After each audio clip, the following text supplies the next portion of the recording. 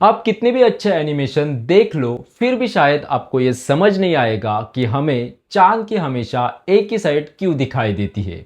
क्योंकि इस कंसेप्ट को देखकर नहीं बल्कि खुद करके समझा जा सकता है। इसे हम एक एक्सपेरिमेंट और एग्जाम्पल के जरिए समझ लेंगे, जिसे आप खुद आपके घर पे भी ट्राई कर कर समझ सकते हो।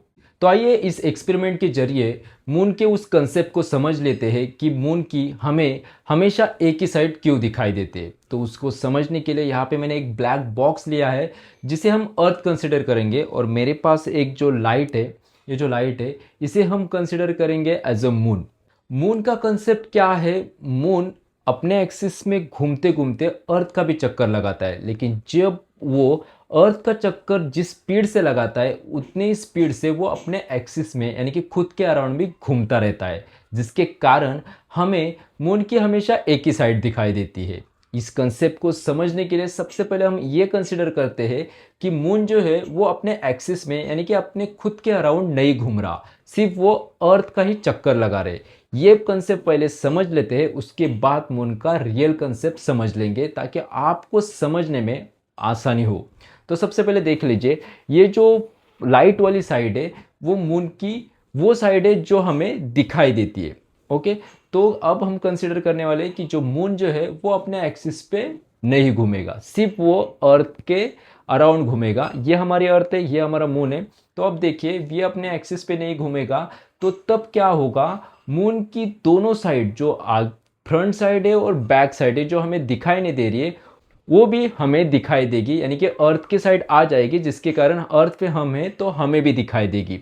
ये आपका अगर डाउट क्लियर हुआ होगा तो आगे वाली कंसेप्ट जो रियल कंसेप्ट है मून की उसके ऊपर जाती है। अभी मून क्या करता है? अपने एक्सिस में घूमते घूमते अर्थ का चक्कर लगाता है और दोनों का स्पीड जो है वो सेम रहता है।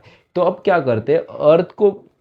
अर्थ के चक्कर लगाते लगाते मून को अपने एक्सिस में भी घुमाते हैं, यानी कि इस ब्लैक बॉक्स का इस लाइट को चक्कर लगाते लगाते ये लाइट को भी हम घुमा देंगे।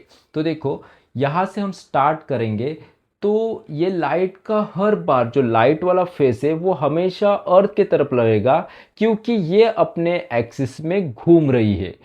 बराबर। अगर आपको नहीं समझ में आ रहा है तो आप इसकी शैडो देख सकते हो, तो आपको समझ में आएगा कि ये अपने एक्सिस पे घूम रही है, और जिसके कारण अपने एक्सिस में भी उसी स्पीड में यह लाइट घूम रही है जिस स्पीड में ये ब्लैक बॉक्स का वो चक्कर लगा रही है, जिसके कारण उसका लाइट वाला जो फेस है यानी कि एक जो साइड है वही इस ब्लैक बॉक्स के सामने आ रही है, और उसकी लाइट भी उस ब्लैक बॉक्स पे कंटिन्यू पड़ रही है।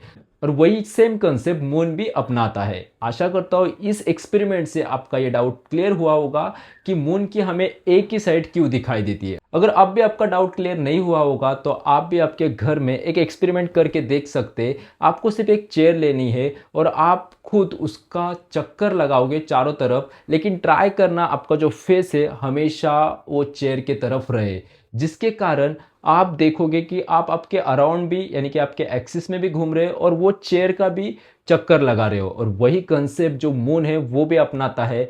आशा करता हूँ इस एक्सपेरिमेंट से आपका जो डाउट था कि मून की हमें एक ही साइड क्यों दिखाई देती है वो क्लियर हुआ होगा।